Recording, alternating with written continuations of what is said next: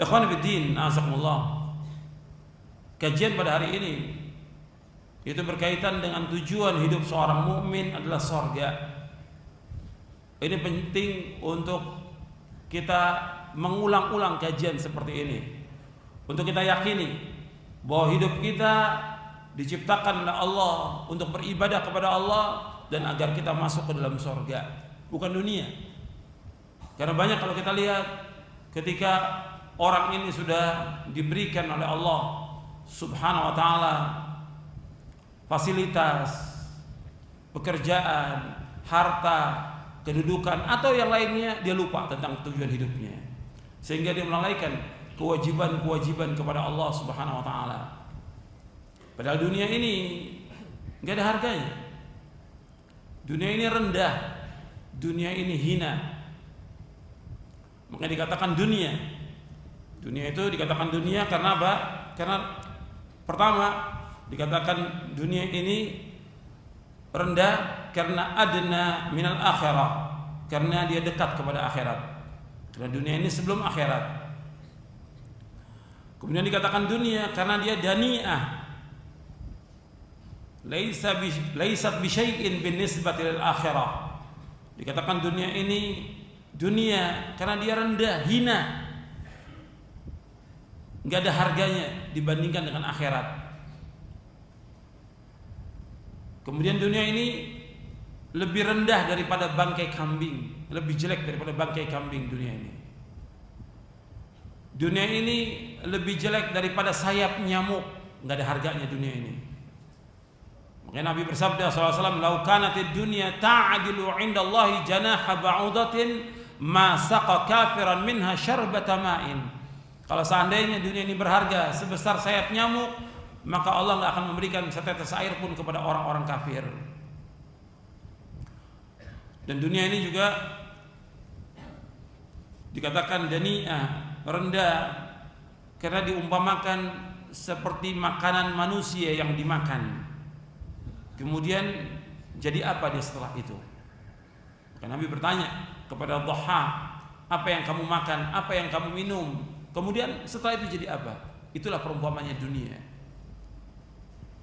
Ya, dunia ini lebih jelek dari apa yang kita makan. Dan dunia ini juga merupakan kesenangan yang semu. Dunia ini merupakan fata morgana, bayang-bayang. Dunia permainan dan sendau gurau. Berbeda dengan agama ini, penuh dengan keseriusan, kesungguhan, yang kita harus bersungguh-sungguh untuk mencari akhirat. Kemudian ikhwan fillah, azakumullah, Allah menciptakan manusia tujuannya untuk apa? Ibadah. Ketika mereka melaksanakan ibadah kepada Allah, Allah jamin enggak mereka rezekinya? Dijamin. Allah ciptakan aja semua makhluk ini, dijamin enggak rezekinya oleh Allah? Dijamin. Apalagi dengan ibadah. Allah berfirman dalam surah Az-Zariyat, "Wa ma khalaqtul jinna wal insa illa liya'budun ma uridu minhum min rizqin wa ma uridu ay yut'imun innallaha war-razzaqu dzul quwwatil matin." Tidak aku ciptakan jin dan manusia melainkan untuk beribadah kepadaku. Aku tidak minta dari mereka rezeki dan aku tidak minta makan dari mereka. Sesungguhnya Allah yang akan memberikan rezeki. Allah yang pasti memberikan rezeki. Allah Ar-Razzaq yang selalu dan senantiasa memberikan rezeki. Dzul quwwatil matin, yang maha kuat dan maha kokoh. Allah menyebutkan dalam ayat ini dalam surah Az-Zariyat, surah 51 ayat 56 sampai 58. Allah menyebutkan Allah menciptakan jin dan manusia untuk ibadah kepada Allah. Dan Allah enggak minta rezeki karena Allah enggak butuh kepada makhluk ini.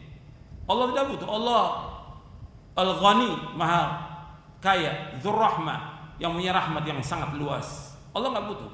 Seluruh manusia ini butuh kepada Allah, seperti Allah sebutkan dalam surah Fatir di ayat 15, "Ya ayuhan nas antumul fuqara'u ila Allah wallahu wal ghaniyul hamid." Wahai manusia, sesungguhnya kalian ini butuh kepada Allah, dan Allah itu yang maha kaya dan Allah maha terpuji.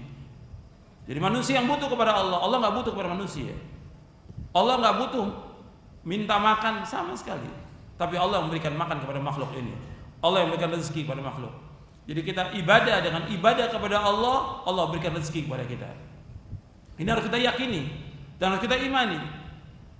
Makanya Allah juga ketika menyuruh orang untuk ibadah kepada Allah, bukan berarti Allah butuh. Allah tidak butuh, sama sekali nggak butuh. Nggak butuh sama sekali. Tapi kita ibadah untuk kebutuhan siapa? Kebutuhan kita. Karena kita sangat butuh kepada Allah. Sangat butuh kepada Allah. Lebih dari nafas kita butuh kepada Allah Subhanahu wa taala. Allah enggak butuh kepada makhluk, tapi Allah mewajibkan kepada mereka untuk ibadah hanya kepada Allah Subhanahu wa taala. Bahkan ketika Allah memerintahkan untuk salat, Allah juga mengatakan bahwa Allah enggak minta rezeki dari mereka. Ketika Allah menyuruh hambanya untuk salat, yang butuh salat itu Allah atau kita? Kita yang butuh. Dan Allah enggak minta rezeki. Allah yang akan memberikan rezeki. Antum lihat. Allah berfirman dalam surah Taha, surah yang ke-20 ayat 132. Wa'mur ahlaka bis-salati wastabir 'alaiha. La nas'aluka rizqa, nahnu narzuquk wal 'aqibatu lit-taqwa. Allah berfirman dalam surah Taha ayat 132, perintahkan keluarga kamu untuk salat dan sabarlah. Kata Allah, la nas'aluka rizqa, kami enggak minta rezeki kepada kamu. Nahnu narzuquk, kami akan berikan rezeki kepada kamu. Wal aqibatu littaqwa, dan akibat yang baik bagi orang-orang yang bertakwa. Jadi Allah SWT menyuruh orang untuk sholat, bukan berarti Allah butuh kepada mereka, tidak. Tapi makhluk ini butuh kepada Allah. Kita sangat butuh kepada Allah. Allah enggak minta rezeki, tapi Allah yang akan berikan rezeki kepada hambanya. Begitu juga ibadah-ibadah yang lain, seperti puasa. Allah mewajibkan puasa karena memang kita butuh untuk bisa melaksanakan puasa ini. Dan dengan puasa ini Allah akan ampunkan dosa kita. Allah akan ampunkan dosa-dosa kita. Man shama ramadhana imanan wa ihtisaban ghufira lahu ma taqaddama min dhanbi. Barang siapa yang puasa Ramadan dengan iman dan mengharapkan ganjaran, akan diampunkan dosa yang lalu. Kita mengeluarkan zakat juga demikian. Tujuannya untuk membersihkan hati kita, membersihkan harta kita, dan juga tujuannya agar kita dimasukkan oleh Allah ke dalam surga. Begitu juga haji, orang menunaikan ibadah haji.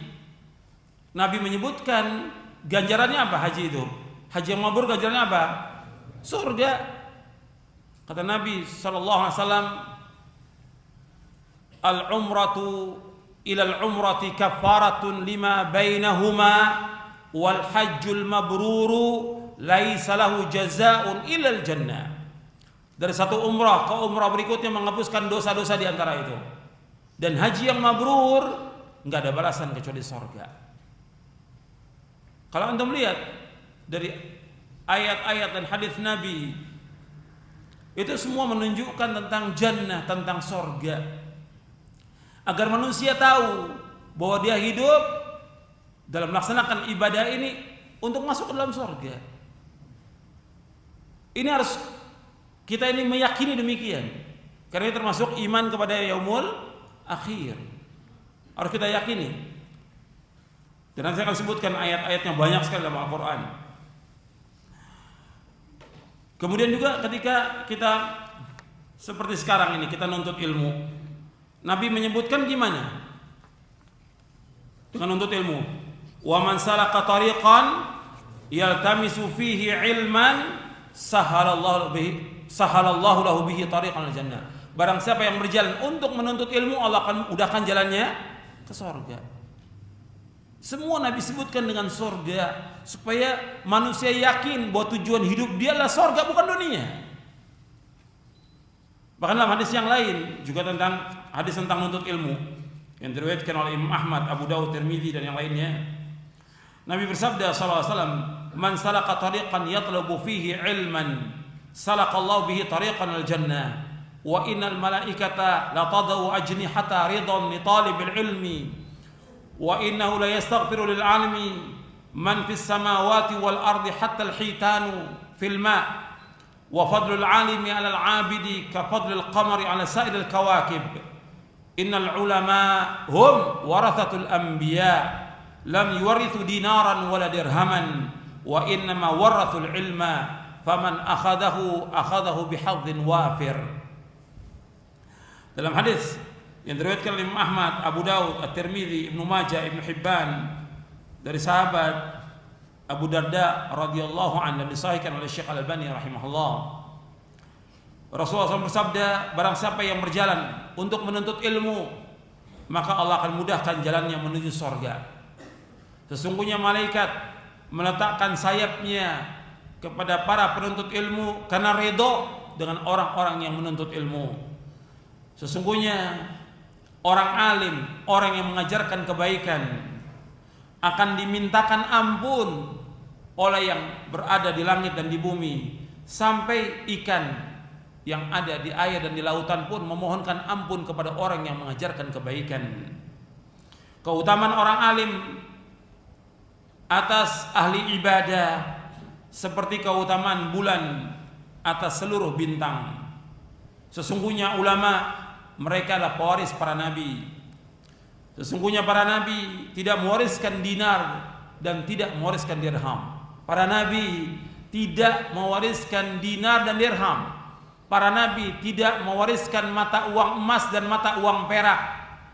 Wa innama warathul ilma, yang mereka wariskan adalah ilmu. Faman akhadahu akhadha bihadzin wafir, barang siapa yang mengambilnya ilmu itu, dia akan mendapatkan bagian yang banyak. Antum perhatikan di sini dalam hadis yang sahih, itu sahih li ghairihi. Di sini disebutkan bahwa para ulama yang awal, bahwa orang yang berjalan untuk menuntut ilmu berarti dia berjalan untuk menuju surga. Kemudian Nabi juga menyebutkan tentang keutamaan orang yang menuntut ilmu. Nabi menyebutkan juga keutamaan orang-orang yang mengajarkan ilmu. Nabi utamakan orang alim atas ahli ibadah lebih daripada keutamaan dari bulan. Artinya dia lebih utama dari bintang-bintang yang ada, seperti bulan dengan bintang. Kemudian ulama ini pewaris para nabi, sedangkan ulama, nabi-nabi tidak mewariskan dinar dan dirham. Begitu juga para ulama, yang mereka wariskan adalah ilmu. Kalau orang mengambil ilmu yang dimaksud ilmu syar'i, maka dia mendapatkan bagian yang banyak. Maka ini harus kita kejar. Bagaimana kita sungguh-sungguh nuntut ilmu, kita bisa memahami agama ini, yang dengan itu kita masuk surga. Makanya harus kita kejar ini. Dan kita wajib menuntut ilmu semuanya. Yang laki, yang perempuan, orang kaya, orang miskin, pejabat, bawahan, orang pemerintahan, rakyat jelata, mereka semua wajib untuk menuntut ilmu syar'i, wajib semuanya. Mereka harus belajar agama ini dan mereka harus paham agama ini sehingga mereka bisa melakukan amal-amal saleh. Karena Allah menyebutkan dalam Al-Qur'an iman dan amal saleh. Iman dan amal saleh. Di samping itu apa? Ilmu. Karena nggak mungkin kita bisa melakukan amal saleh tanpa apa? Tanpa ilmu. Anda melihat Nabi Muhammad SAW, beliau menganjurkan menjadi contoh teladan bagi kita. Beliau menganjurkan kepada para sahabatnya untuk mencari jannah, mencari surga. Dan beliau sendiri demikian. Saya akan bawakan keterangan-keterangan dan hadisnya. Di samping dari buku dunia juga beberapa catatan yang penting antum ketahui tentang masalah ini.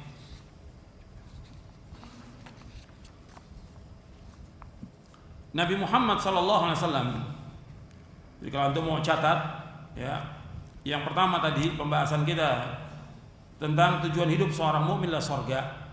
Dunia kesenangan yang semu, sedang akhirat kesenangan yang abadi.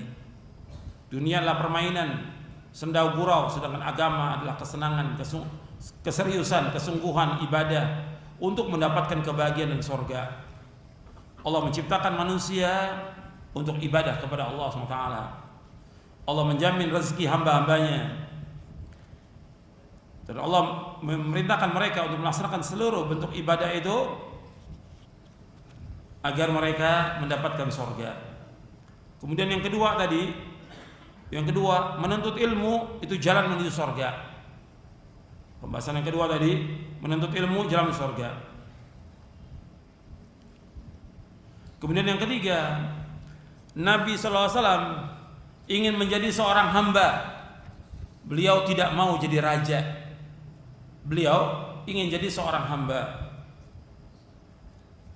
Dari sahabat Abu Hurairah radhiyallahu anhu, jalasa Jibril ila Nabi sallallahu alaihi wasallam fa nadhara ila as-sama' fa idza malakun yanzil fa qala Jibril inna hadha al-malak ma nazala mundu yawmi khuliqa qabla as-sa'ah falamma nazala qala ya Muhammad arsalni ilaika rabbuk afamalikan nabiyyan yaj'aluka aw 'abdan rasula qala Jibril tawadha li rabbika ya Muhammad qala bal 'abdan rasula. Dari Abu Hurairah radhiyallahu anhu ia berkata, Jibril duduk dekat Nabi sallallahu alaihi wasallam lalu melihat ke langit. Tiba-tiba ada seorang malaikat turun. Jibril berkata, malaikat ini belum pernah turun sejak diciptakan malaikat ini. Kata malaikat Jibril, malaikat ini sejak diciptakan Allah belum pernah turun. Kemudian dia turun. Dia mengatakan kepada Nabi SAW, malaikat ini, ya Muhammad, wahai Muhammad, Allah telah mengutus aku kepadamu. Apakah engkau ingin menjadi seorang raja dan seorang nabi, atau engkau ingin menjadi seorang hamba dan seorang rasul? Apa kata malaikat Jibril kepada Nabi Muhammad SAW? Tawadhu li rabbika ya Muhammad. Tawadhu wahai Muhammad, tawadhu. Maka Nabi Muhammad menjawab sallallahu alaihi wasallam, bal 'abdan rasula. Bahkan aku ingin jadi seorang hamba dan seorang rasul. Kalau Nabi mau, dikasih enggak sama Allah? Dikasih. Kalau Nabi mau, Nabi menjadi raja, diberikan seluruh fasilitas kerajaan, dikasih sama Allah, pasti dikasih. Tapi Nabi enggak mau.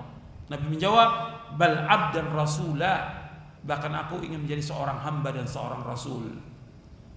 Hadis ini sahih, diriwayatkan oleh Imam Ahmad, Ibnu Hibban, disahihkan oleh Syekh Al-Albani dalam silsilah hadis as-sahihah. Kemudian juga kita lihat lagi bahwa Nabi SAW ingin menjadi seorang hamba, bukan menjadi raja, hamba dan rasul. Antum lihat di buku Dunia Lebih Jelek dari Bangkai Kambing.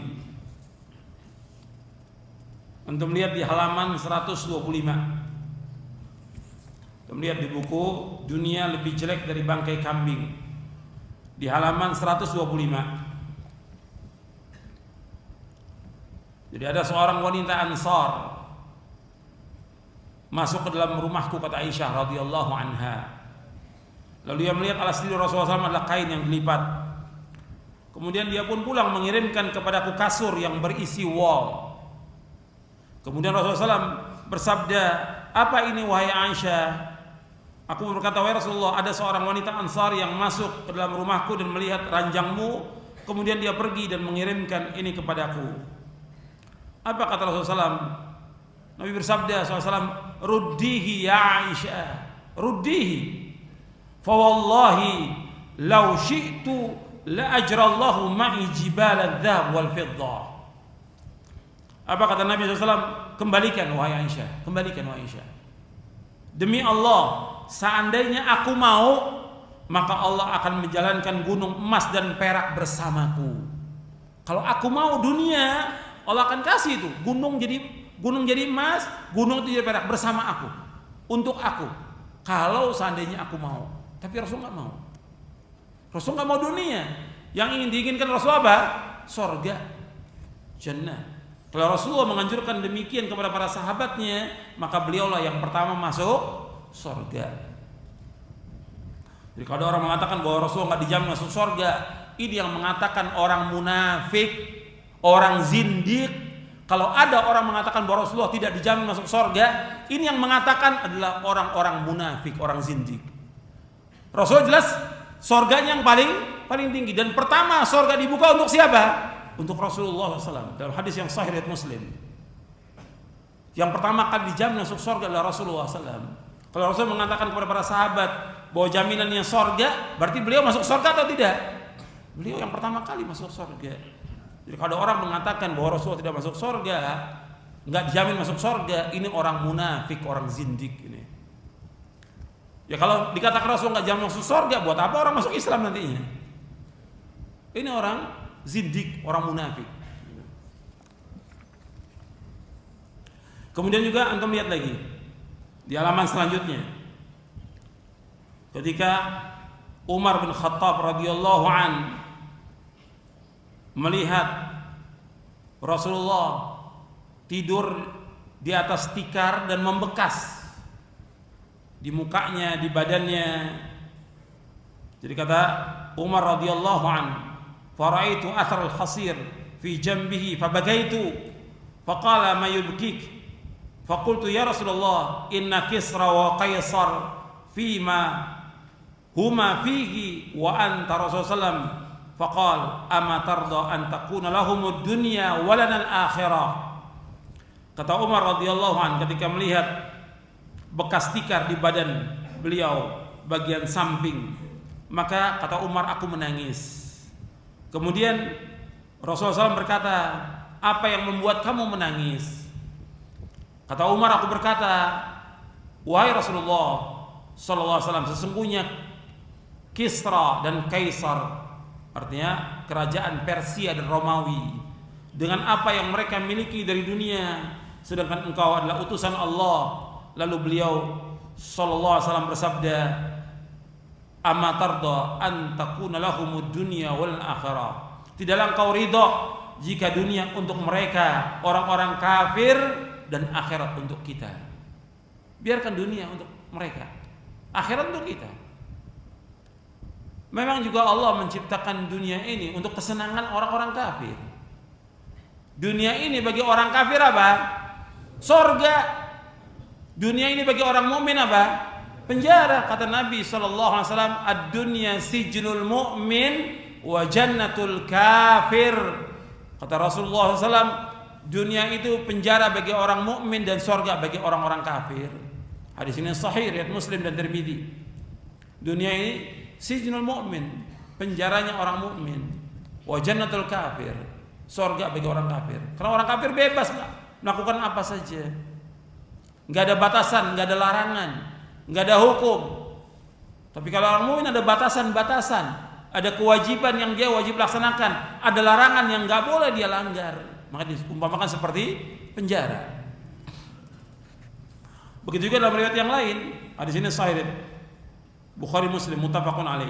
Dalam riwayat yang lain Nabi bersabda kepada Umar bin Khattab radhiyallahu an, kata Nabi SAW, ulaika qaumun ujilat lahum thayyibatun fil hayatid dunya. Mereka adalah kaum yang disegerakan untuk mereka kenikmatan kesenangan dalam kehidupan dunia. Hadis ini muttafaqun alaih.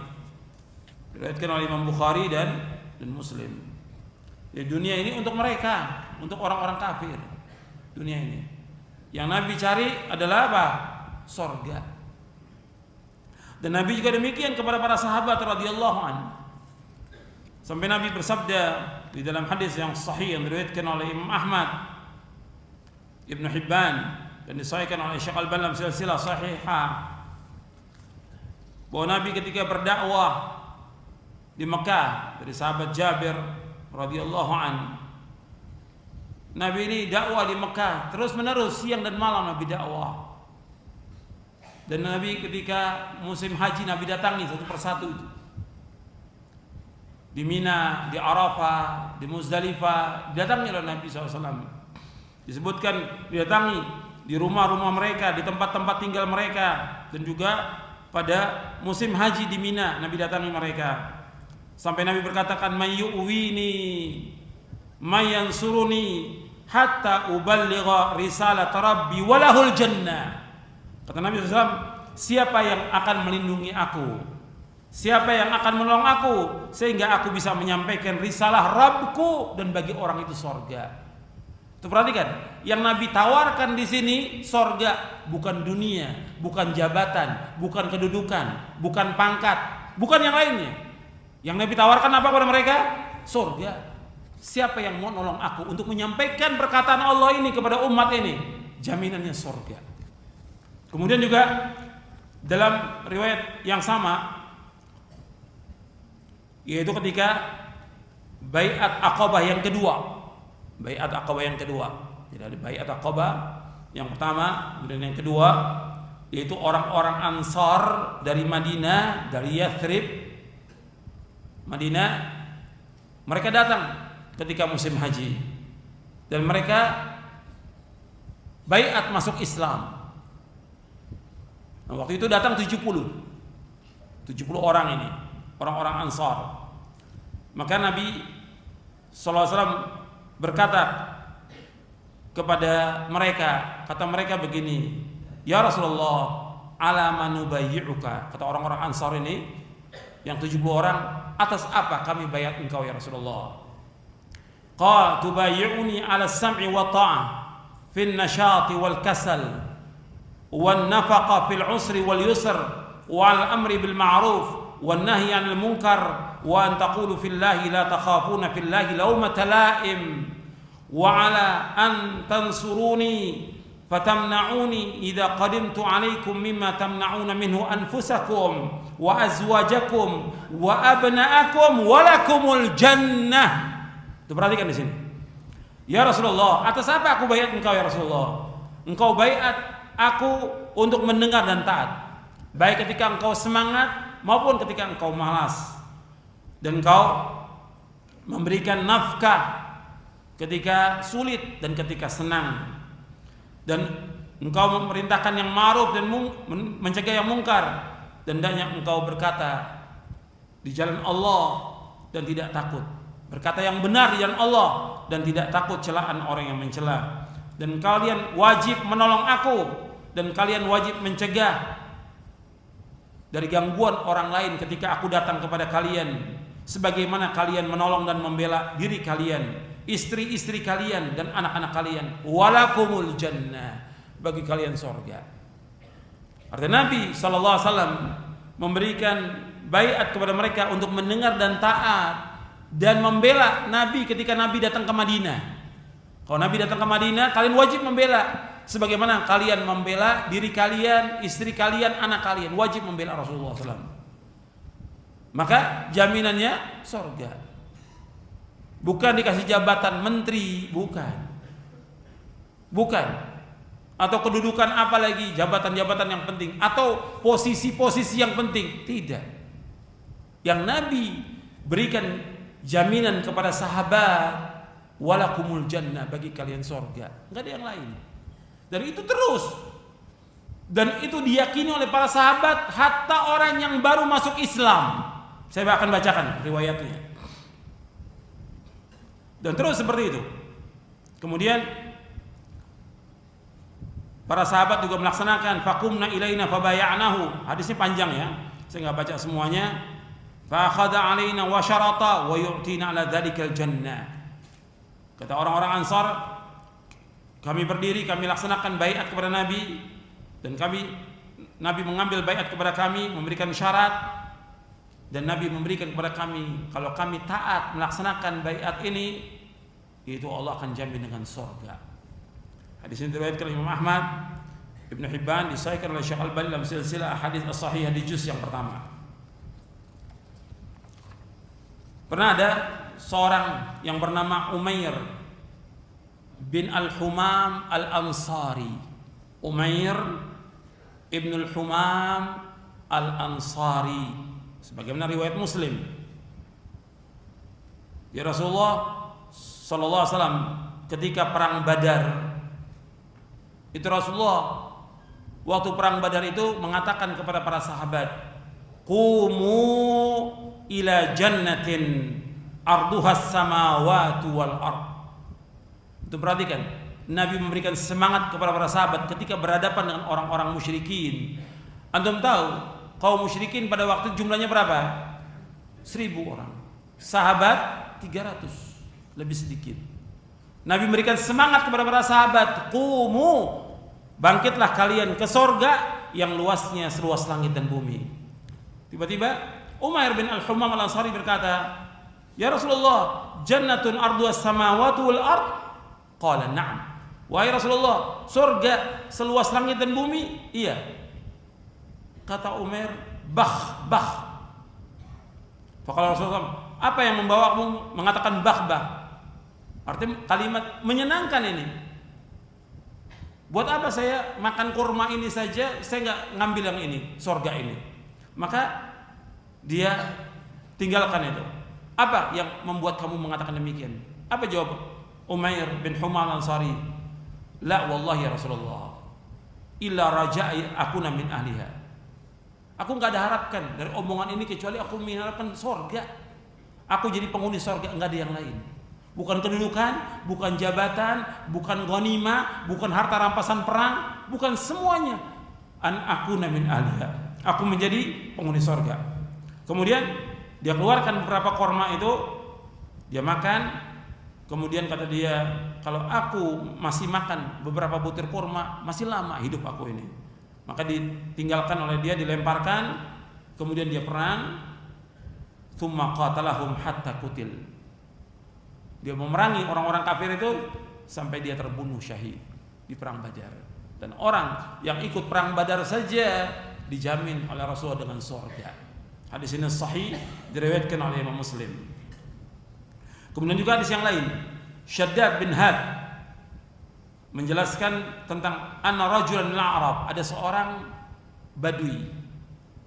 Dia datang kepada Nabi SAW, beriman dan mengikuti Nabi SAW. Kemudian dia ikut perang,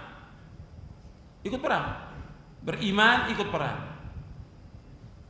Nah, setelah biasa Nabi selesai satu peperangan, dikalahkan musuh, dapat ghanimah bagi. Kemudian perang lagi, dapat lagi ghanimah, dibagi lagi. Nah, orang ini dikasih bagian. Ini baru masuk Islam, orang ini baru masuk Islam. Kemudian dikasih oleh seorang sahabat, kemudian bagiannya dibawa oleh dia kepada Nabi SAW. Dibawa kepada Nabi. Ketika ditanya, "Ini apa?" "Ini bagian untuk kamu." Kemudian Nabi membagi kamu. Kemudian fa akhadahu, diambil bagian itu, ghanimah itu. Faja'a bi ila Nabi sallallahu. Kemudian dibawa ke Nabi sallallahu. Faqala ma hadza? Apa ini Rasulullah? Qala qasamtuhu laka. Ini aku bagi untuk kamu. Qala ma ala hadza ittaba'tuka walakinni ittaba'tuka ala an urma ila hahuna wa asyara ila halqihi bisahmin fa amuta fa adkhulal jannata. Perhatikan di sini. Bukan ini ketika dibawa, ini apa ya Rasulullah bagian ini? Ini bagian untuk kamu. Setiap peperangan dapat bagian. Apa kata dia? Bukan untuk ini ya Rasulullah. Aku membaiat engkau masuk Islam. Aku ikut kepada engkau bukan untuk ini, bukan untuk mendapatkan ghanimah. Tetapi aku ikut engkau agar aku dipanah di sini. Ditunjukkan ke lehernya. Dipanah di sini. Kemudian aku mati, lantas aku masuk surga. Tujuannya satu, surga, enggak ada yang lain. Itu tujuan hidup seorang mukmin, surga. Kemudian kata Rasulullah, in tasduqillaha yasdukka. Apabila engkau jujur kepada Allah, maka Allah akan benarkan ucapan kamu itu. Kemudian gak lama terjadi peperangan lagi. Artinya lanjutan dari perang tersebut. Kemudian orang itu dibawa kepada Nabi, sudah meninggal dunia. Seperti yang dia inginkan, dipanah di sini. Kemudian Nabi SAW menanyakan kepada sahabat, betul Rasulullah orang ini yang tadi. Kemudian Nabi maju menyolatkan dia, dan Nabi berdoa. Di antara doanya, Allahumma hadza abduka kharaja muhajiran fi sabilika faqutila syahidan ana syahidun ala dzalik. Ya Allah, hambamu ini keluar hijrah di jalanmu, dia terbunuh syahid dan aku jadi saksi. Hadis ini sahih, diriwayatkan oleh Imam Nasai dalam Sunan An-Nasai. Kemudian juga waktu perang Uhud, Kan antum pernah baca ya, dan pernah dengar juga perang Uhud, Nabi itu menang atau kalah? Kalah dalam perang Uhud. Waktu itu jumlah orang-orang musyrikin 3.000 orang dan sahabat Nabi 1.000. Itu pun berkurang dengan orang-orang munafik. Mereka membelot kembali dari peperangan orang-orang munafik.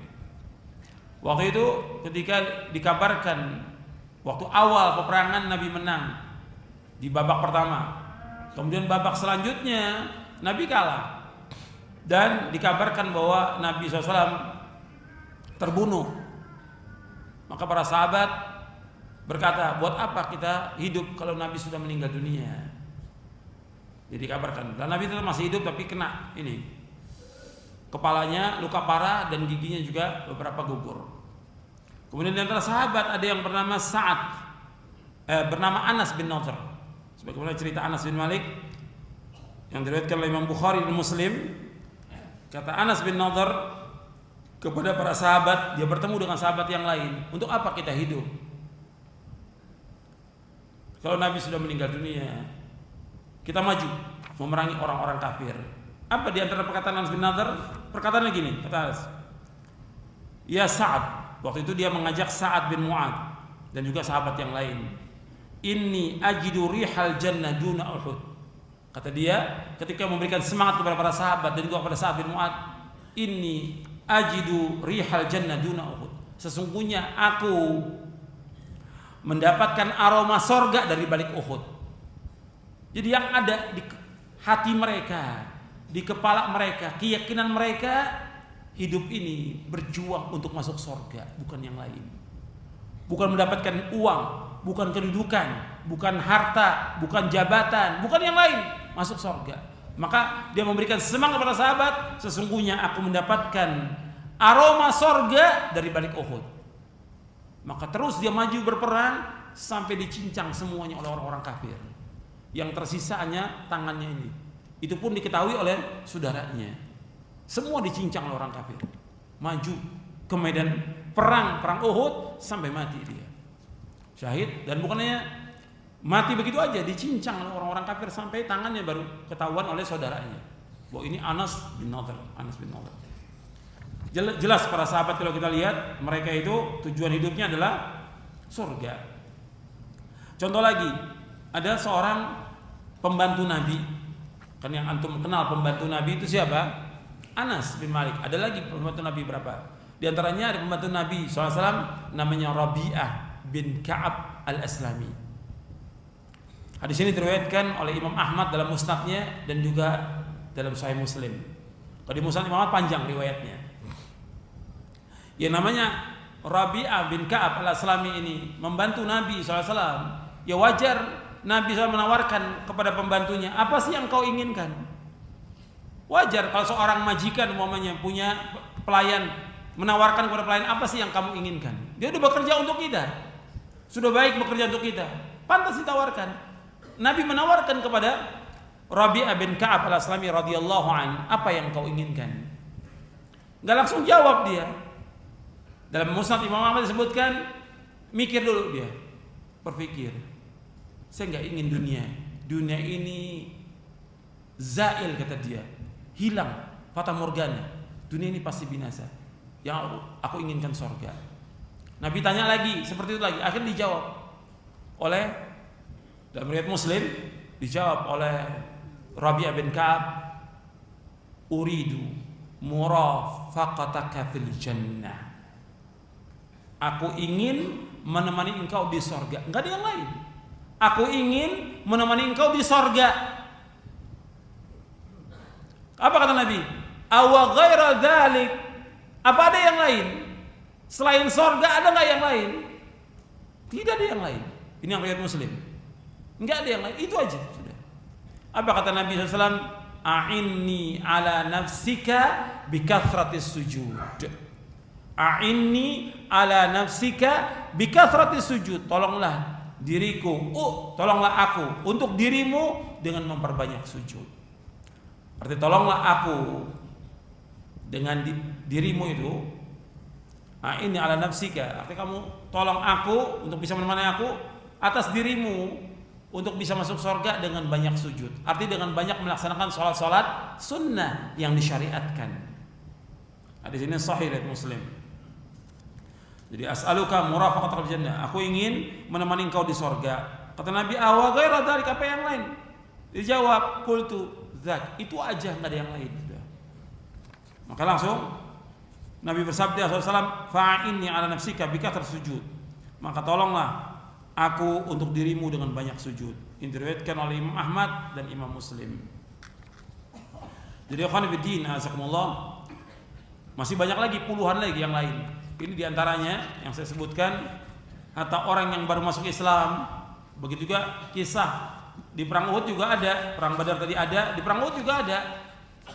Itu seorang sahabat Usairin yang baru masuk Islam, dan disebutkan dalam Sahih Bukhari, di lafaz Bukhari disebutkan amila qalilan wa ujira katsira. Itu di Sahih Bukhari. Dia beramal sedikit diberikan ganjaran yang banyak. Artinya dia ikut dalam perang Uhud, baru masuk Islam, kemudian mati syahid, amalnya sedikit, baru masuk Islam langsung perang. Kemudian wa ujira katsira, diberikan ganjaran yang besar. Apa ganjarannya? Surga yang abadi. Jadi ikhwan fillah, jazakumullah, yang kita cari ini, hidup ini adalah jannah, surga, bukan dunia. Dunia enggak ada arti apa-apa. Jadi tadi Nabi menjadi seorang hamba, tidak mau jadi raja. Yang keempat, Nabi tidak ingin dunia, Nabi ingin surga. Kemudian yang kelima, Nabi SAW mengajarkan para sahabatnya untuk melakukan amal-amal soleh yang membawa ke surga. Kemudian yang keenam, Nabi SAW membaiat para sahabat Ansar untuk masuk surga. Membaiat para sahabat Ansar untuk masuk surga. Dan masih banyak lagi yang lain. Jadi tujuan hidup seorang mukmin adalah surga. Dan Allah menyuruh kita untuk mencari dunia atau surga. Ketika Allah berfirman tentang Qarun, Qarun diberikan kekayaan yang luar biasa. Allah berfirman, antum lihat dalam surah Al-Qasas, surah 28 ayat 77. Surah Al-Qasas, Allah berfirman dalam surah Al-Qasas ayat 77, wabtaghi fima ataqallahu daral akhirah wa la tansa nasibaka minad dunya wa ahsin kama ahsanallahu ilaik wa la tabghil fasada fil ard innallaha la yuhibbul mufsidin. Dalam kamu cari apa yang Allah sediakan untuk kamu di negeri akhirat, jangan kamu lupa bagianmu dari dunia. Berbuat baiklah sebagaimana Allah telah berbuat baik kepada kamu. Janganlah engkau mencari kerusakan di muka bumi. Sesungguhnya Allah tidak menyukai orang-orang yang berbuat kerusakan. Dijelaskan oleh Al-Hafidz Ibnu Katsir tentang tafsir ayat ini. Wa qawlu wabtaghi fima ataqalla daral akhirah wa la tansa nasibaka minad dunya. Ay ista'mil ma wahabaka Allah min hadzal mal al-jazil wa ni'mati at-ta'ilah fi ta'ati rabbika wa taqarrub ilaihi bi anwa'il qurubat allati yahsulaka biha ats-tsawab fid daril akhirah. Dalam kamu cari apa yang Allah sediakan bagi kamu di akhirat dan kamu lupakan nasib kamu di dunia ini, artinya kamu gunakan apa yang Allah berikan kepada kamu dari harta yang banyak dan nikmat yang besar untuk taat kepada Allah, mendekat kepada Allah dengan berbagai macam bentuk-bentuk ketaatan yang dengan itu kamu mendapatkan ganjaran nanti di akhirat. Wala tansa nasibaka minad dunya, jangan kamu lupakan bagianmu dari dunia.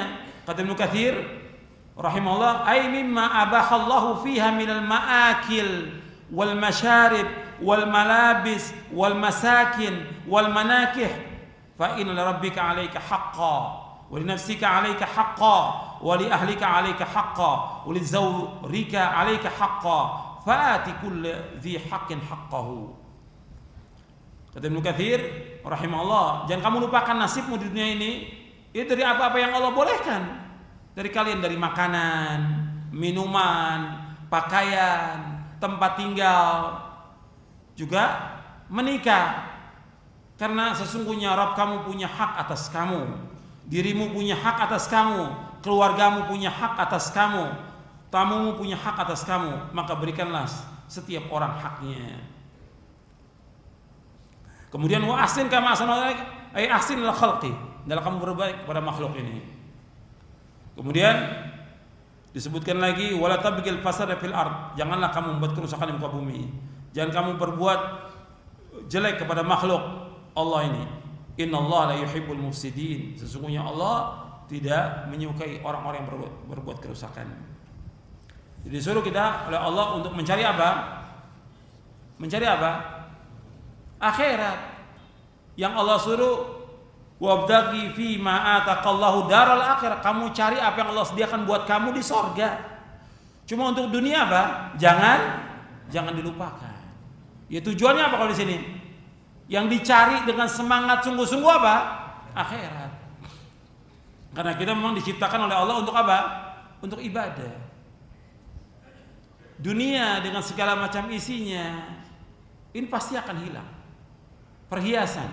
Makanya Allah menyebutkan dalam surah Al-Kahfi, antum lihat dalam surah Al-Kahfi, al-malu wal banuna zinatul hayatid dunya wal baqiyatus salihatu khairun inda rabbika thawaban wa khairun amala.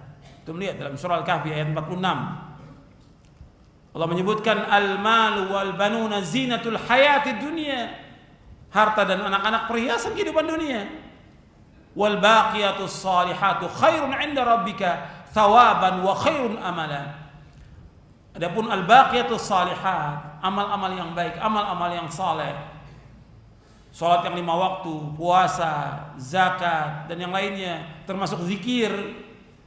Sebagian dari sahabat dan tabi'in menafsirkan dengan salat yang 5 waktu, sebagian menafsirkan dengan ucapan subhanallah walhamdulillah wala ilaha illallah Allahu akbar la haula wala quwata illa billah. Itu adalah yang paling baik ganjarannya dan juga merupakan sebaik cita-cita seorang mukmin. Wa khairun amala, sebaik cita-cita seorang mukmin apa? Surga. Makanya dia harus perhatikan bahwa dunia itu, harta itu bukan tujuan hidup kita. Bahkan Nabi menyebutkan tentang harta ini fitnah atau bukan? Fitnah. Bahkan Nabi bersabda sallallahu alaihi wasallam, kata Nabi, inna li kulli ummatin fitnah wa fitnatu ummati al-mal. Setiap umat ada fitnahnya dan fitnah umatku ada masalah apa? Masalah harta. Maka Nabi SAW tidak takut kepada para sahabat bahwa mereka itu fakir. Nabi enggak takut kepada umatnya fakir. Nabi enggak takut umatnya miskin, enggak takut. Antum lihat hadisnya di halaman 127 128 di buku dunia. Rasulullah SAW bersabda, abshiru wa ammilu ma yasurrukum fa wallahi mal faqra akhsha alaikum walakin yakhsha alaikum an tubsata ad-dunya alaikum kama busitat ala man kana qablakum fatanafasuha kama tanafasuha wa tuhlikakum kama ahlakathum. Bergembira kalian dan berharaplah apa yang menyenangkan kalian demi Allah, bukan kefakiran yang aku khawatirkan sekalian, akan tapi aku khawatir jika dunia dibentangkan, diluaskan atas kalian seperti telah diluaskan atas orang-orang sebelum kalian, lalu kalian berlomba-lomba mendapatkannya sebagaimana mereka berlomba-lomba mendapatkannya, kemudian dunia itu membinasakan kalian sebagaimana ia membinasakan mereka. Hadis ini sahih dari Bukhari, Muslim dan yang lainnya. Jadi untuk perhatikan di sini Nabi SAW nggak khawatir umatnya fakir, tapi Nabi khawatir diberikan kekayaan mereka berlomba-lomba dengan kekayaan. Kemudian selanjutnya ini tentang surah Al-Kahfi tadi di ayat 45 Allah menjelaskan tentang dunia. Dunia itu seperti pohonan yang turunkan hujan, bagus, indah. Apa terus indah? Tidak, pasti akan kering dan pasti akan hancur. Itulah dunia. Karena Allah menyebutkan wadrib lahum matal hayatid dunya kama'in anzalna minas sama' fakhtalata bi nabatil ardh fa asbaha hashiman tadruhu riyah wa kana Allah ala kulli syai'in muqtadira. Al-mal wal banuna zinatul hayatid dunya wal baqiyatus salihatu khairun 'inda rabbika thawaban wa khairun amala. Ya, di ayat 45-nya Allah menyebutkan tentang suruh memberikan contoh tentang dunia kepada umat ini. Ya, dunia itu seperti air yang turun dari langit kemudian bercampur dengan tanah dan tumbuhlah tumbuh-tumbuhan. Kemudian dia menjadi indah, bagus, kemudian menjadi kering. Hancur diterpa oleh angin. Dan Allah Maha berkuasa atas segala sesuatu. Kemudian Allah sebutkan lagi tentang harta dan anak-anak merupakan perhiasan dunia. Tapi Allah menyebutkan wal baqiyatus shalihat khairun 'inda rabbika thawaban wa khairun amana. Disuruh kita al baqiyat salih, mengerjakan amal-amal saleh, iman dan amal saleh. Dan itu yang paling kekal. Makanya Allah menyebutkan dalam Al-Qur'an, kalau antum lihat dalam ayat Al-Qur'an, banyak sekali Allah menyebutkan tentang iman dan amal soleh memasukkan manusia ke sorga. Kalau Allah menyebutkan demikian dalam Al-Quran, kalau kita tadabbur, berarti kita disuruh untuk apa?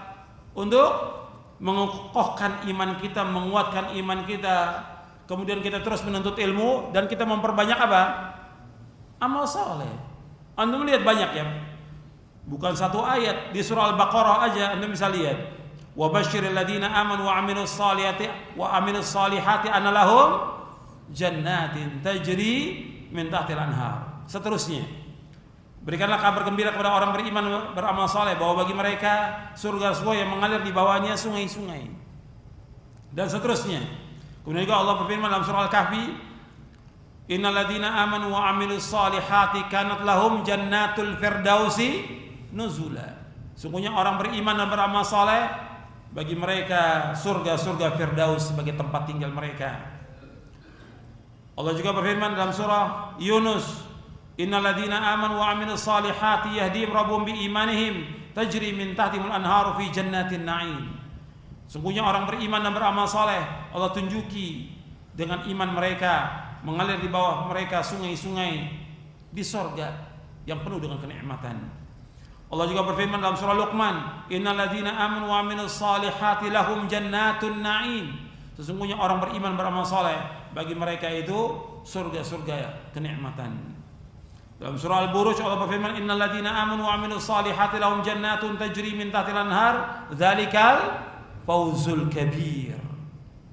Sesungguhnya orang-orang beriman dan beramal saleh bagi mereka surga-surga yang mengalir di bawahnya sungai-sungai, yang demikian kemenangan yang besar. Semuanya Allah sebutkan dengan apa? Surga.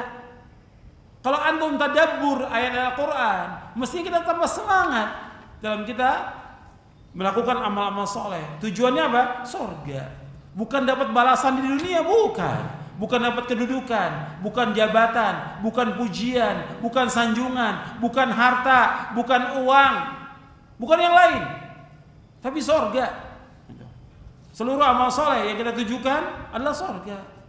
Makanya ketika ada orang yang menuntut ilmu, yang mestinya nuntut ilmunya karena Allah, tapi ingin mendapatkan apa? Sesuatu sedikit dari dunia, uang. Ini nuntut ilmu, apalagi yang mengajarkannya. Mesti diharapkan karena Allah, bukan mengharapkan uang dari manusia, bukan mengharapkan sesuatu dari manusia.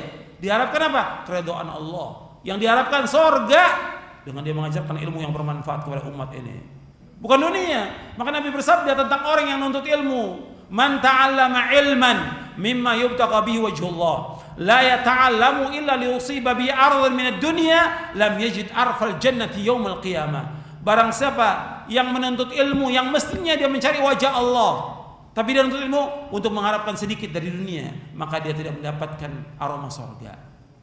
Hadis ini sahih, disahihkan oleh Syekh Albani, oleh Abu Daud dan yang lainnya. Jadi orang yang menuntut ilmu tujuan dunia, maka enggak dapat aroma surga.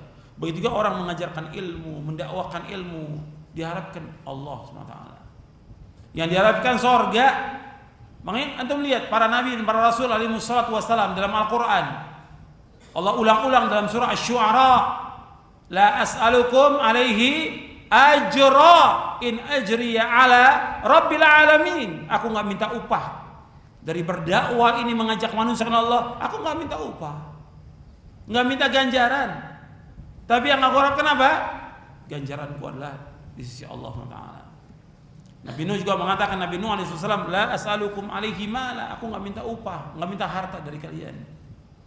Jadi ikhwan fillah, jazakumullah, jelas itu. Tujuan hidup seorang mukmin adalah jannah, surga. Itu harus jelas di depan mata kita. Jelas gitu. Kita harus yakin. Karena kita wajib mengimani tentang yaumul akhir, bukan dunia. Kemudian ikhwan fillah, jazakumullah, antum perhatikan lagi yang dapat mengingatkan kita juga kepada akhirat, kepada surga, yaitu kita ingat kepada mati. Antum lihat di bab yang ke-12 di buku dunia. Banyak orang-orang yang sibuk dengan kedudukan, dengan jabatan, dengan segala macam. Dia ini nggak yakin bahwa dia pasti akan mati. Antum lihat, sibuk dengan jabatannya, sibuk dengan dunianya, sibuk dengan kedudukannya. Sampai sholat ditinggalkan, sampai kewajiban kepada orang tuanya ditinggalkan, dan kewajiban yang lain ditinggalkan oleh dia. Kenapa? Dunia. Yang dikejar apa? Dunia. Dia nggak ingat bahwa dia pasti akan mati. Antum bisa lihat orang-orang yang udah mengejar dunia, yang akhirnya apa? Yang akhirnya sakit mereka. Sebagian jabatannya hilang dan dia nggak dapat apa-apa. Sebagian sakit yang berkepanjangan. Sebagian dia kena azab dengan sebab perbuatan dosa dan maksiat yang dia lakukan.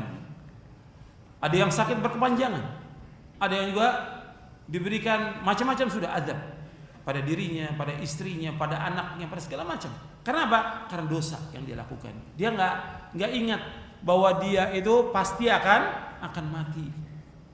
Kita harus ingat. Dan kita juga jangan tertipu dengan kehidupan orang kafir. Saya bawakan di buku ini, buku dunia ini. Jangan tertipu. Orang-orang kafir yang diberikan segala macam fasilitas, kenikmatan dan segala macam, tujuannya apa? Agar mereka tambah dosa. Wala yahsabanna alladziina kafaru annama numli lahum khairun li anfusihim innama numli lahum liyazdadu itsma wa lahum adzabun muhin. Dalam surah Al-Imran. Jangan orang-orang kafir menyangka bahwa apa yang kami berikan kepada mereka itu baik buat mereka. Tidak. Harta yang diberikan, kedudukan, jabatan yang diberikan kepada mereka, tujuannya liyazdadu itsma, agar mereka bertambah apa? Bertambah dosa. Dan bagi mereka apa? Azab yang pedih. Jadi Allah sudah ingatkan itu. Bagi mereka walahum adzabun muhin, bagi mereka azab yang menghinakan. Surah Ali Imran ayat 178. Jadi Allah berikan kepada orang-orang kaya juga dari orang-orang fasik. Demikian juga kalau orang kafir diberikan, jangan kita sangka kenikmatan. Untuk bisa lihat nanti di bab yang ke-14 saya sebutkan itu. Orang muslim tidak boleh tertipu dengan kekayaan yang dimiliki oleh orang-orang kafir, kemajuan yang dimiliki oleh orang kafir. Jangan tertipu kita. Bahkan juga kepada orang-orang fasik. Orang-orang fasik, orang muslim yang banyak berbuat dosa. Ada nggak orang muslim berbuat dosa? Banyak. Fasik dia, diberikan kekayaan, tapi dia maksiat terus menerus. Ini namanya Allah memberikan apa? Ulur kepada mereka. Namanya istidraj. Untuk melihat di halaman 166. Di halaman 166, idza ra'aitallaha yu'til 'abda minad dunya 'ala ma'asihi ma yuhibb fa inna ma huwa istidrajun.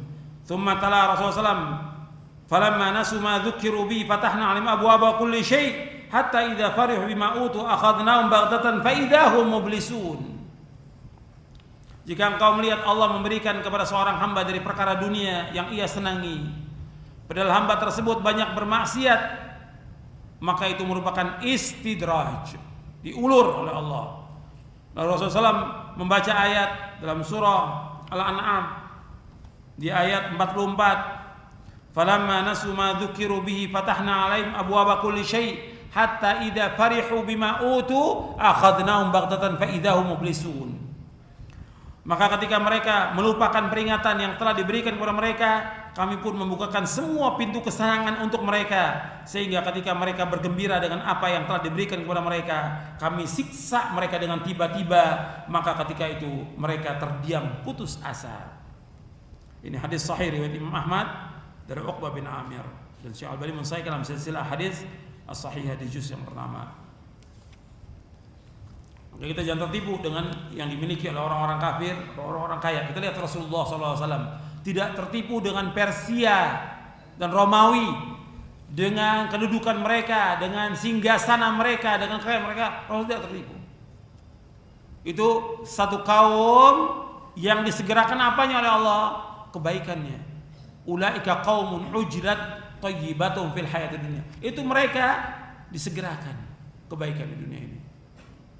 Tapi di akhirat enggak tahu apa. Makanya Allah menyebutkan tentang orang-orang kafir. Kata Allah dalam Al-Qur'an, "Wa qadimna ila ma 'amilu min 'amalin faja'alnahu haba'an manthura." Kami hadapkan semua amal orang-orang kafir, kami jadikan seperti debu-debu yang berterbangan, enggak dinilai oleh Allah. Semuanya dihapus amal-amalnya. Dan mereka kekal dalam neraka selama-lamanya. Setelah di neraka mereka katakan, "Ya Allah, keluarkan kami dari neraka. Kami akan tebus dengan sepenuh bumi emas." Kata mereka. Allah sebutkan dalam surah Ali Imran, Allah sebutkan dalam surah Al-Maidah. Tapi enggak bisa. Enggak bisa mereka keluar neraka. Mereka kekal dalam neraka selama-lamanya. La yamutu fiha wala yahya, enggak mati dan enggak hidup, tetap kekal dalam neraka selama-lamanya. Waliyatubillah. Dunia kita hidup ini cuma setengah hari, 60 tahun. Tapi akhirat jutaan tahun, kekal abadi. Makanya orang yang berakal dan beriman mesti memilih apa? Akhirat. Kata Ibnu Qayyim rahimahullah dalam kitabnya Al-Fawaid, kata beliau, orang yang beriman mesti berpikir. Dan ini sudah saya bawakan pada bulan yang lalu di masjid ini juga. Iman dan akal. Beriman dan berakal. Allah menyebutkan juga tentang dunia dengan kalimat afala ta'qilun. Kenapa kalian tidak berakal? Enggak mikirin dunia ini la'ibun wa lahun. Wad darul akhir khairul ladzina taqun afala ta'qilun, kata Allah dalam surah Al-An'am. Dunia ini innamal hayatud dunya la'ibun wa lahun. Walad darul akhir khairul ladzina taqun afala ta'qilun. Dunia ini permainan, senda gurau. Adapun akhirat itu lebih baik bagi orang yang bertakwa. Apakah kamu tidak berpikir, tidak berakal? Jadi orang yang beriman dan berakal mestinya yang dia pilih apa? Akhirat, bukan dunia. Dunia ini kehidupan yang fana, kehidupan yang pasti hilang, kehidupan yang sementara, kehidupan yang lebih jelek daripada bangkai kambing. Dilaknat dunia ini oleh Allah Taala. Kemudian dunia nggak ada harganya meskipun hanya seberat sayap nyamuk dan yang lainnya. Dunia ini seperti seorang berteduh di bawah pohon yang dia akan tinggalkan. Nggak ada arti apa dunia ini. Orang yang beriman mesti mengimani, dan orang berakal mesti dia gunakan akalnya. Bahwa dunia nggak ada harganya. Orang yang beriman, dunia nggak ada harganya. Dia harus berakal, berpikir dunia hanya sebentar, akhirat kekal abadi jutaan tahun dan nggak terhitung sudah. Dia harus pilih yang untuk akhirat. Allah menyebutkan bal tu'thirunal hayatad dunya wal akhiratu khairu abqa. Bahkan kalian lebih utamakan dunia, akhirat lebih baik dan lebih kekal. Akhirat lebih baik dan lebih kekal. Yang kita perhatikan akhirat ini. Orang yang beriman mengimani tentang akhirat. Orang yang berakal mesti berpikir dia mestinya memilih yang kekal dan abadi. Allah bagi rahmat ini berapa? Allah menciptakan rahmat berapa? 100. Allah turunkan ke muka bumi ini berapa? 1. Yang dengan 1 ini semua manusia mendapatkan kenikmatan, semua binatang mendapatkan kenikmatan, semua makhluk mendapatkan kenikmatan, semuanya, hatta orang kafir, fasik, fajir mendapatkan satu rahmat ini, semuanya. Satu rahmat Allah turunkan ke muka bumi, semua makhluk ini mendapatkan kenikmatan satu rahmat. Tapi yang 99 Allah simpan di mana? Di sorga. Orang yang berakal dan beriman mesti pilih yang 99, bukan yang 1. Kemudian saya ingatkan lagi di sini tentang kematian, karena orang mesti diingatkan tentang mati. Kematian itu sudah di hadapan dia, tapi dia kadang-kadang nggak berpikir bahwa dia pasti mati. Banyak lagi berbuat dosa. Allah berfirman dalam surah Al-Imran ayat 185, kullu nafsin dha'iqatul maut wa innama tuwaffawna ujurakum yawmal qiyamah faman zuhziha 'anil nari wa udkhilal jannata faqad faz wa mal hayatud dunya illa mata'ul ghurur. Allah berfirman dalam surah Ali Imran ayat 185, setiap jiwa itu pasti akan mati. akan disempurnakan ganjaran kalian nanti pada hari kiamat. Barang siapa yang dijauhkan dari api neraka dimasukkan ke surga, maka dia adalah orang yang sukses dan tidak kehidupan dunia melainkan kehidupan yang menipu. Allah sebutkan di sini bahwa semua yang bernyawa pasti akan mati. Yang kedua, di sini akan disempurnakan ganjaran kita nanti pada hari kiamat. Yang ketiga, orang yang dijauhkan dari api neraka dimasukkan ke surga, maka adalah orang yang sukses. Jadi sukses itu bukan ukuran dunia, bukan dapat gelar, titel, kedudukan, jabatan, harta yang banyak, rumah yang besar, bukan. Yang dikatakan sukses yang hakiki dan abadi apabila dijauhkan dari api neraka, dimasukkan ke surga, baru dikatakan dia orang sukses. Kemudian yang keempat Allah sebutkan di sini, wa mal hayatud dunya illa mata'ul ghurur, dan tidaklah kehidupan dunia melainkan kehidupan yang menipu. Dan Nabi SAW menganjurkan kita untuk banyak mengingat mati. Banyak ingat mati. Bukan ingat kedudukan, bukan ingat jabatan. Suruh apa? Ingat mati. Bukan pengen jadi sibuk dengan apa? Sibuk dengan politik, sibuk dengan ini, sibuk dengan dunia. Bukan.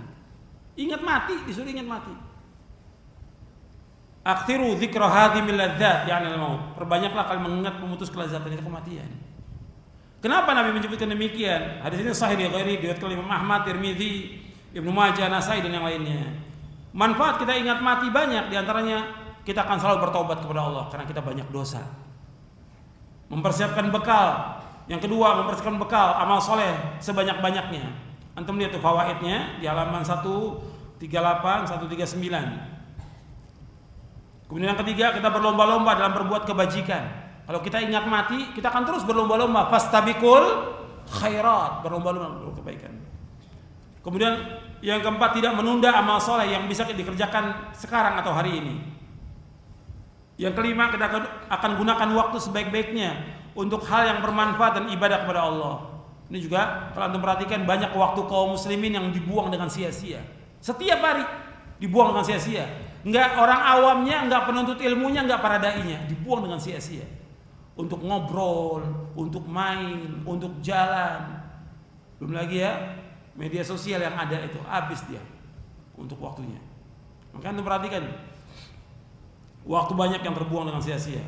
Dengan kita ini terus kejaran dengan maut. Sampai Syekh Albani rahimahullah selalu ketika diingatkan tentang dirinya, beliau mengatakan, aku ngerjakan amal soleh sekarang, nggak bisa ditunda. Karena apa? Ana usabiqul maut, saya kejar-kejaran dengan mati, kata beliau. Saya kejar-kejaran dengan mati. Jadi orang yakin, dia tahu bahwa dia pasti akan mati, pasti sudah mati. Makanya berlomba-lomba menggunakan waktu sebaik-baiknya untuk mengisi dengan amal-amal soleh. Kemudian yang keenam, tidak tamak kepada dunia. Karena orang yang tidak ingat mati, tamak kepada dunia. Kita nggak boleh tamak pada dunia. Kemudian merasa cukup dan puas dengan karunia Allah. Yang kedelapan, bersyukur dan bersabar atas takdir Allah. Yang kesembilan, tidak berlomba-lomba dalam mengejar dunia. Yang kesepuluh, tidak terlalu bergembira dengan apa yang ada. Artinya Allah memberikan nikmat kepada kita, jangan terlalu bergembira, karena sebentar lagi juga akan hilang nikmat itu. Begitu juga kita tidak terlalu bersedih dengan apa yang luput. Kita tidak hasad, tidak dengki kepada orang lain. Kemudian kita selalu takut dan harap hanya kepada Allah. Dengan kita ingat mati, kita harus takut dan harap hanya kepada Allah. Kemudian yang ke-14, menjauhkan perbuatan dosa dan maksiat. Karena kita takut apa? Su'ul khatimah. Jadi orang beriman itu takut dengan su'ul khatimah, akhir kehidupan yang jelek.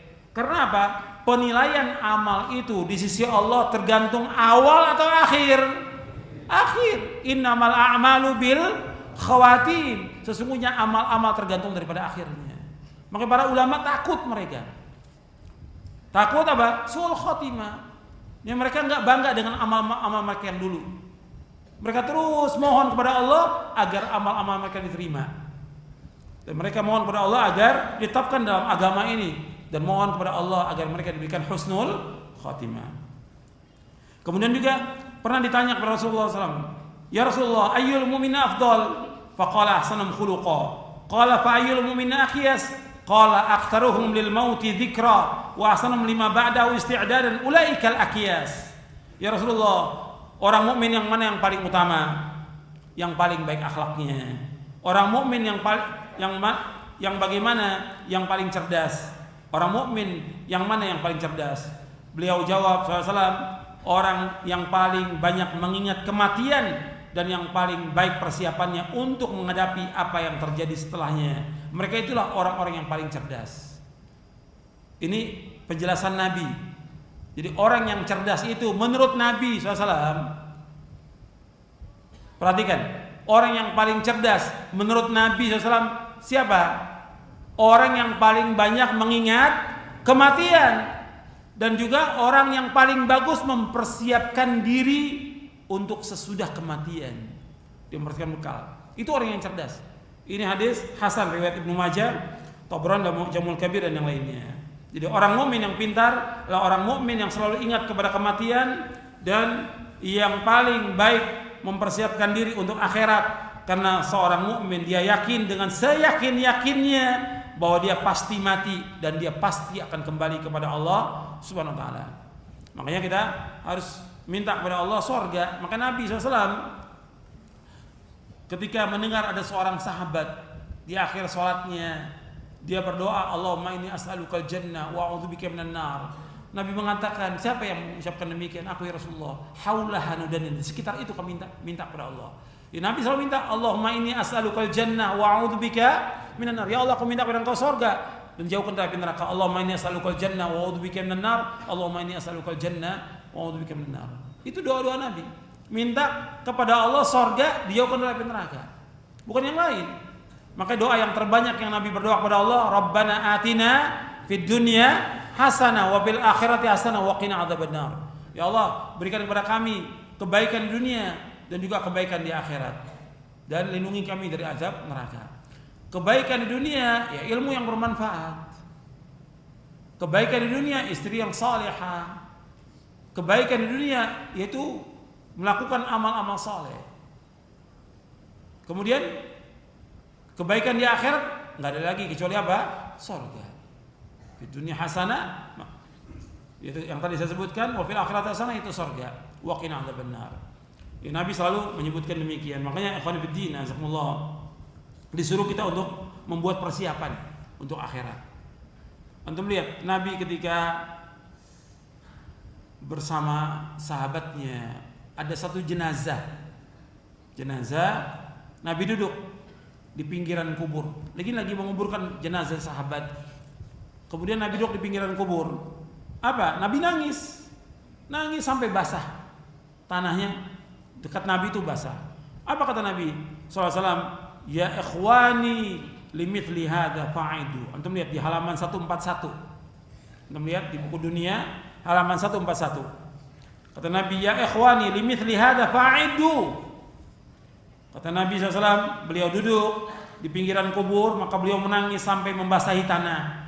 Kemudian beliau bersabda, wahai saudara-saudaraku, untuk yang seperti inilah maka hendaknya kalian mempersiapkan diri. Hadis ini hasan, diriwayatkan oleh Imam Ibnu Majah dan lainnya. Jadi kita semuanya ini sedang menuju kepada Allah. Yang kita cari, yang kita tuju adalah surga, bukan dunia. Makanya harus kita melakukan amal-amal soleh dengan niat ikhlas karena Allah. Yang kita cari surga, bukan dunia. Kita berlomba-lomba untuk mendapatkan apa? Akhirat, surga, bukan dunia. Para sahabat demikian. Semua sebutannya yang tadi saya sebutkan itu baru sedikit dari puluhan kisah para sahabat. Yang jelas-jelas mereka itu depan mata mereka adalah jannah, surga. Itu. Yakin mereka itu bahwa tujuan hidup mereka untuk mendapatkan surga, bukan dunia. Kalau kita lihat sekarang ini orang sibuk dengan dunia. Bukan berarti orang itu nggak boleh mencari nafkah. Wajib dia mencari nafkah. Wajib dia cari nafkah. Wajib dia dagang, usaha. Wajib. Cuma sekedarnya. Jangan habis waktunya dia dari mulai pagi sampai malam untuk dunia. Dibagi, waktunya dibagi. Tinggal dia ngatur waktunya. Waktu pagi apa yang dia kerjakan. Waktu siang apa yang dikerjakan. Waktu sore apa yang dikerjakan. Waktu malam apa yang dikerjakan. Ada waktunya semua harus dikerjakan. Hak orang tuanya wajib dipenuhi. Yang pertama kali hak Allah yang wajib dipenuhi. Kemudian hak orang tuanya. Kemudian hak istrinya. Hak anaknya. Hak tetangganya. Dia harus penuhi semuanya. Tinggal dia pandai-pandai untuk bisa mengatur waktu. Kalau kita lihat sekarang ini habis semuanya. Agama dikorbankan untuk dunia. Semua dikorbankan. Sibuknya orang, kalau kita lihat sekarang ini, sibuknya untuk apa? Dunia. Nggak ada orang mengatakan saya lagi sibuk belajar, saya lagi sibuk ngapalin hadis. Nggak ada. Nggak ada. Orang ulama sibuk baca kitab, dari satu kitab baca kitab lagi. Bukan mereka nggak cari nafkah, cuma sekedarnya cari nafkah sekedarnya. Tapi kalau kita lihat sekarang ini, habis tuh waktu untuk dunia. Sampai sholat subuh ditinggalkan, sampai puasa ditinggalkan, baca Quran dia nggak baca, orang tuanya juga dia nggak berbuat baik pada orang tuanya karena dunia. Kejar. Padahal hasilnya gimana dia? Apa jadi orang kaya? Enggak, tetap aja segitu hasilnya. Nggak ada yang lebih. Antum baca ini hadisnya, biar antum paham ini. Ini yang terakhir kita, ya. Sebelum tanya jawab, satu hadis lagi kita baca supaya antum paham. Antum baca hadisnya di halaman 76. Karena manusia ini sibuk sudah dengan kerja, dengan dagang, dengan usaha, dengan kuliah, dengan tugas-tugas segala macam sudah. Kayak mau jadi apa dia? Nggak tahu jadi apa. Sibuk. Bahkan udah benar orang-orang belajar di pondok, ngaji, nuntut ilmu syar'i, disuruh masuk politik. La haula wala quwwata illa billah. Ini kebodohan. Mesti kalau orang bodoh jangan nganjurin orang. Kalau orang bodoh belajar dulu dia. Kok nganjurin orang ke politik? Politik akan menyesal. Sebelum saya bacakan hadis, saya bacakan dulu hadis yang lain. Nabi bersabda dalam hadis yang diriwayatkan oleh Imam Ahmad, Abu Dawud, Tirmidzi dan yang lain. Man ju'ila hakiman bainan nas faqad dzubiha bighairi sikin, kata Nabi. Man ju'ila qadiyan bainan nas, barang siapa dijadikan qadi, hakim di antara manusia, maka dia disembelih tanpa apa? Tanpa pisau.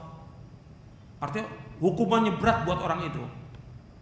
Waktu zaman dulu orang itu berhukum dengan hukum Allah atau tidak? Berhukum dengan hukum Islam. Di zaman itu, zaman sahabat tabi'in, kemudian zaman pemerintahan Amawiyah, Abbasiyah, hukum Islam. Kalau sekarang kan bukan hukum Islam dilaksanakan. Itu disembelih apa? Tanpa pisau. Ini hadis sahih dari sahabat Abu Hurairah radhiyallahu anhu. Kemudian juga Nabi bersabda dalam riwayat Bukhari, dari sahabat Abu Hurairah juga Nabi bersabda, innakum satahrisuna al-imarah wa satakunu nadamatan yaumal qiyamah fa ni'mal murdi'atu wa bi'sal fatimatu. Kata Nabi, kalian akan terus mengharapkan kekuasaan, jabatan, kedudukan kalian terus, kata Nabi. Dan nanti akan menyesal kalian dan pada hari kiamat, menyesal kalian nanti dengan jabatan kedudukan itu. Fa ni'mal murdi'ah, sebaik-baik bayi yang menyusu. Wa bi'sal fatimah, dan sejelek-jelek bayi yang disapi. Al-Hafidz menjelaskan, ini hadis sahih Bukhari. Artinya ketika orang dapat kedudukan, jabatan, nikmat dia, dapat uang, dapat kehormatan, dapat segala macam. Coba ketika dia sudah disingkirkan atau dia meninggal dunia, disapih dia, gimana? Susah dia, disiksa terus dengan sebab perbuatannya. Kata Nabi, ni'mal murdi'ah wa bi'sal fatimah. Ini riwayat Bukhari. Yang kita baca di sini. Halaman 76, Nabi bersabda SAW, "Man kanatid dunya hammahu, farraqallahu alaihi amrahu, wa ja'ala faqrahu baina 'ainayhi, wa lam ya'ti minad dunya illa ma kutiba lahu. Wa man kanatil akhirat niyatahu, jama'allahu lahu amrahu, wa ja'ala ghinahu fi qalbihi, wa atathu dunya wa hiya raghimah." Barang siapa tujuan hidupnya adalah dunia, maka Allah akan mencerai-beraikan urusannya, menjadikan kefakiran di kedua pelupuk matanya, dan ia mendapat dunia menurut apa yang telah ditetapkan baginya. Dan barang siapa yang niat tujuan hidupnya adalah negeri akhirat, Allah akan mengumpulkan urusannya, menjadikan kekayaan di hatinya, dan dunia akan mendatanginya dalam keadaan hina. Hadis ini sahih dari Imam Ahmad, Ibnu Majah, Ibnu Hibban, Baihaqi dari sahabat Zaid bin Thabit radhiyallahu anhu. Jadi Nabi menyebutkan barang siapa yang tujuan hidupnya dunia, semua urusannya berantakan, dicerai-beraikan urusannya, dijadikan kefakiran depan pelupuk matanya, dan dunia nggak akan datang melainkan apa yang Allah sudah takdirkan. Ya segitu aja. Dari dulu dia ngejar dunia dari pagi sampai sore, sampai malam, sampai lembur, ya itu juga yang dia dapat, nggak lebih daripada itu. Tetap dia fakir. Tapi beda yang orang urusannya akhirat, Allah kumpulkan urusannya, dimudahkan semua urusannya oleh Allah. Kemudian Allah berikan kecukupan di hatinya dan dunia datang kepada dia dalam keadaan hina. Dan ini terbukti pada para ulama terdahulu yang mereka nggak mau jabatan, nggak mau kedudukan, nggak mau apa. Mereka tetap cari nafkah sekedarnya, yang dia tuju akhirat. Dunia datang kepada dia dalam keadaan hina.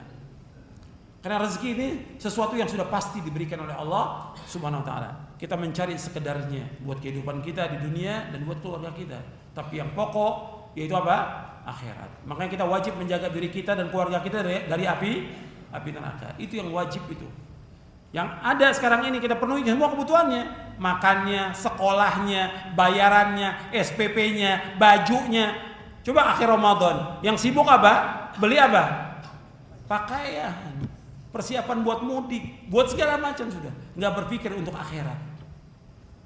Tujuan hidup seorang mukmin akhirat. Itu yang dicari, bagaimana mendidik istri, anaknya di atas ibadah dan taat kepada Allah. Ya ayyuhalladzina amanu qu anfusakum wa ahlikum nara wa quduhan nas wal hijara 'alaiha malaikatun ghiradun syidad la ya'sunallaha ma amarahum wa yaf'aluna ma yu'marun.